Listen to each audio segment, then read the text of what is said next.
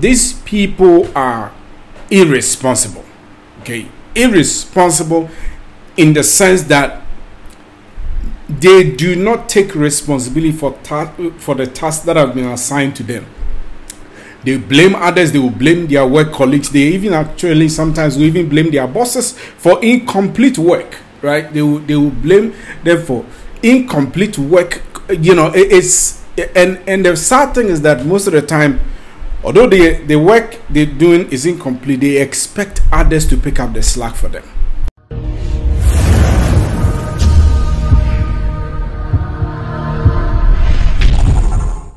In this episode, we are going to talk about the 7 negative characteristics of employees you need to avoid. If you want to have a productive career, then you have to avoid being labeled by any of these 7 different characteristics, right? That's a big word anyway. So to get going in my career, I've seen people from all walks of life, some of them unknowingly or unwittingly exhibiting some of these characteristics. And frankly speaking, if you were to lend yourself to any of these traits or character traits as far as your work is concerned, you're going to short circuit your career very, very quickly. So let's get on straight into it. The first one is the first group of people or character trait of employees that you do not want to be a part of is that these people, number one, they tend to kill time. Okay, so they come to work, but the objective is actually not to work, but actually to kill time. And they are continuously looking at their watch to see what time is lunch break, what time is it close to 5 o'clock or whatever time that they need to close. And then most of the time, they also while away time. They while away time by visiting other people in their offices or in their cubicles, just visiting people, chit-chatting, and it's all to run down the clock so that they wouldn't have to do any major thing, right?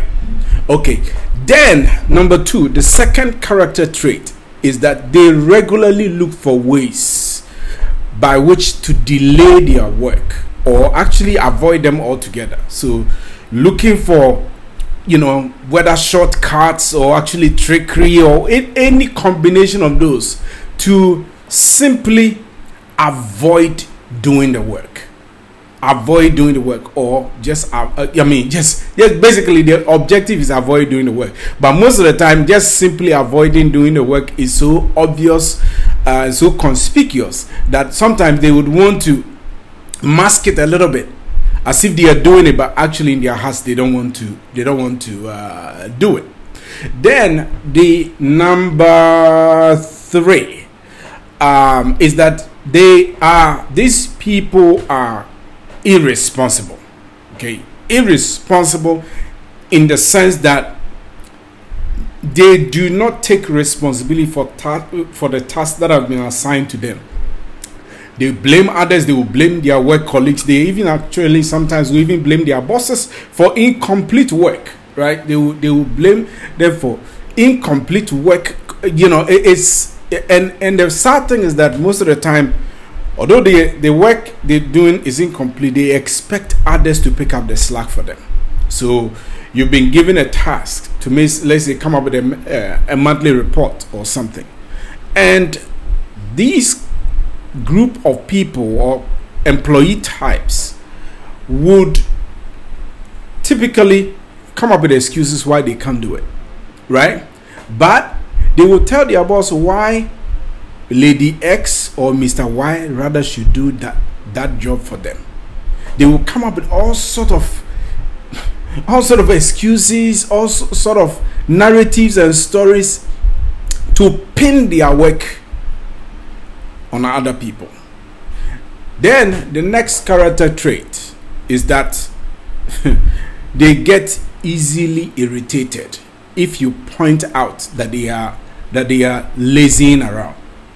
If you point out about their if actually not even in a negative sense. I've seen this before, where all you're saying is that you're trying to help them or trying to push them a little bit to increase their efficiency, right? Or to actually take on a little bit of workload. Let's say you have a team of 5 people and that has been tasked with a major assignment, maybe let's say a project, right? And everyone comes to work and yes, work closes at 5 o'clock, but let's say by 7 p.m.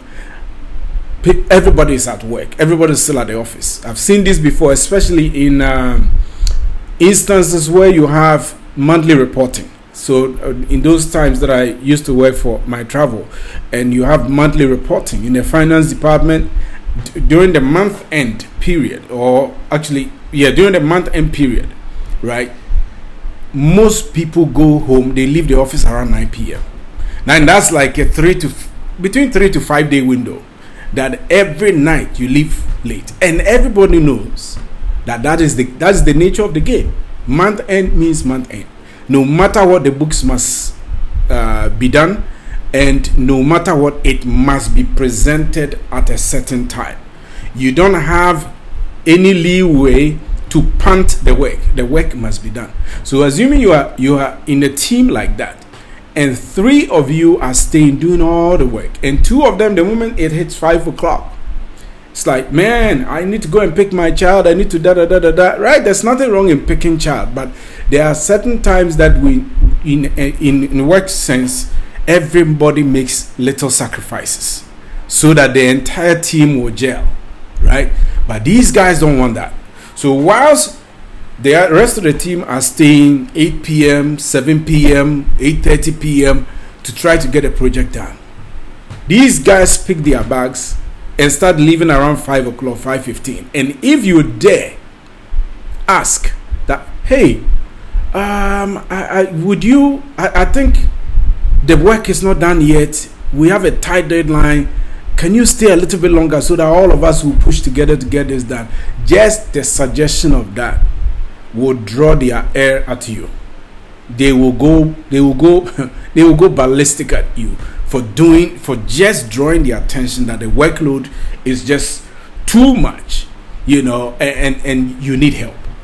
Okay, so let's look at the next character trait. They are all related, right? The next character trait is that they become experts at looking busy but accomplishing nothing. This point is actually self-explanatory, where they're just looking, pretending as if they are working.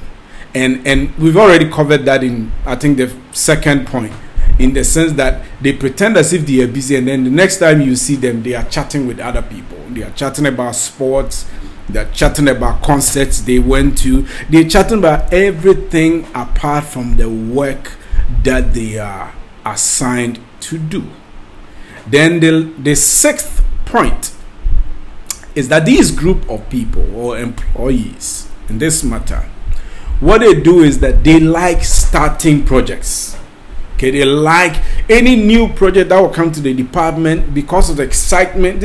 We human beings have a natural tendency to like starting things. It gets our energy juices up. Starting a new thing, anytime you face starting a fresh thing is exciting. There's energy, there's enthusiasm, right? Even these slackers, they have that energy, so they like to start things. But the unfortunate thing is that they never complete anything,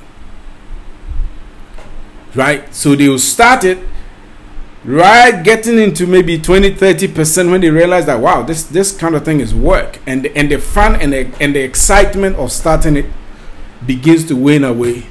They drop the bucket and look for the next shiny object to start, and that is a travesty. And finally, they are unwilling to pay the price to get to where they need to be. They are unwilling. So for instance, your company, you are lucky, your organization decides that they're giving you the chance to do some further training, company paid training, that you go, you attend at your own leisure. It's not compulsory, but it will help your career. These people, you will be surprised, they wouldn't want to take up such an offer. They would want to keep to themselves, keep the existing knowledge that they have, and they wouldn't want to put in anything that will enhance their value to the organization. They would want to just slack, stay under the radar, collect their salaries, and at the end of the month collect their salaries, and want to show up, and they want to show up every day pretending and pretending as if they are doing work, but nothing is happening. If you are starting out your career, you have to be cognizant of these kind of character traits and never fall prey into any one of them. Don't be trapped by none of them. There will be temptations to try to cut corners. There will be temptations by people who actually are not serious, who would want to push you a little bit into their nest. And these kind of people, they are heavy recruiters, right? They will recruit you into their camp very, very quickly. If you haven't set goals and objectives for your career, you will fall prey to these kind of people. And frankly speaking, these people too are bullies. So you have to be able to stand your ground, be assertive, and know exactly why you have come to work for that organization, or why you are hoping to work for such an organization, and avoid these kind of people. All right.